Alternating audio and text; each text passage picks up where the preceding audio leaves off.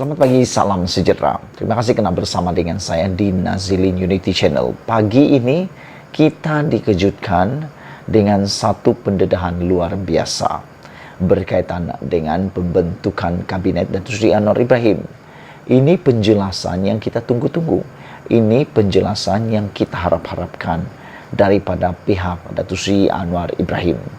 Sehingga ke hari ini masih lagi ada orang yang masih mempersoal, mengkritik dan tak move on daripada bercakap, mengkritik dan mempersoalkan keputusan Datuk Seri Anwar Ibrahim menyenaraikan beberapa nama penting di dalam kabinet beliau.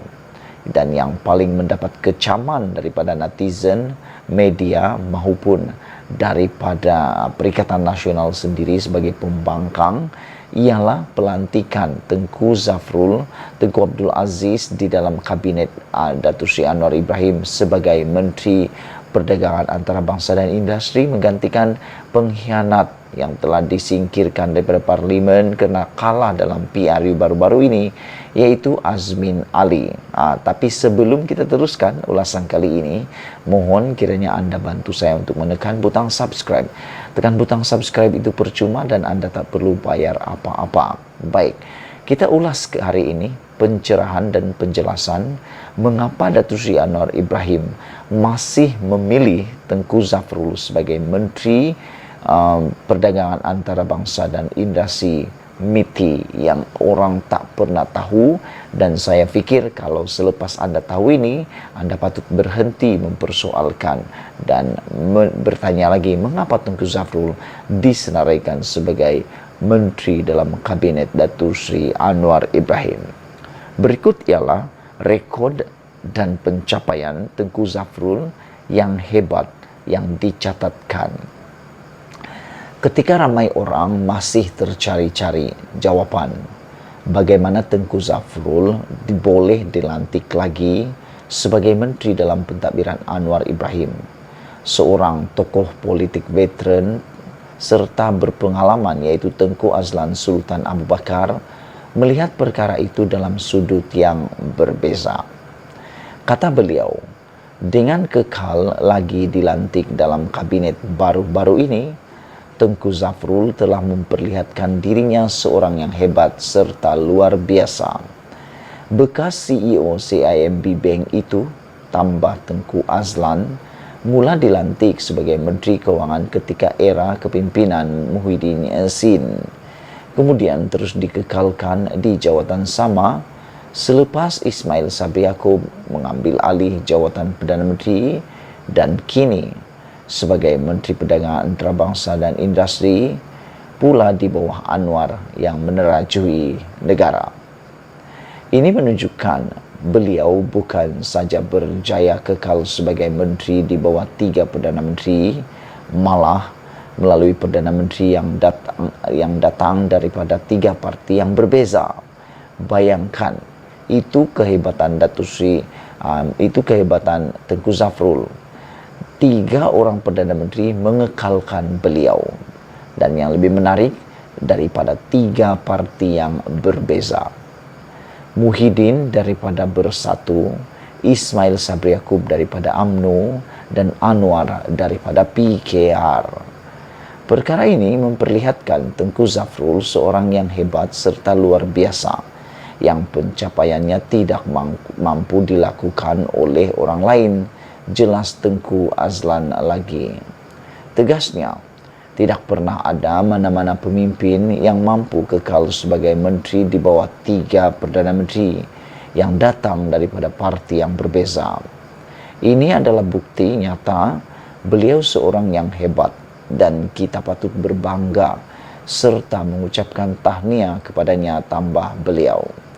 Lebih daripada itu, ujar Tengku Azlan lagi, yang pernah memegang jawatan timbalan Menteri Pengangkutan sebelum ini, ketika dilantik oleh Muhyiddin dan Ismail Sabri sebelum ini, Tengku Zafrul bukan seorang ahli parlimen yang menang bertanding sebagai ahli Dewan Rakyat.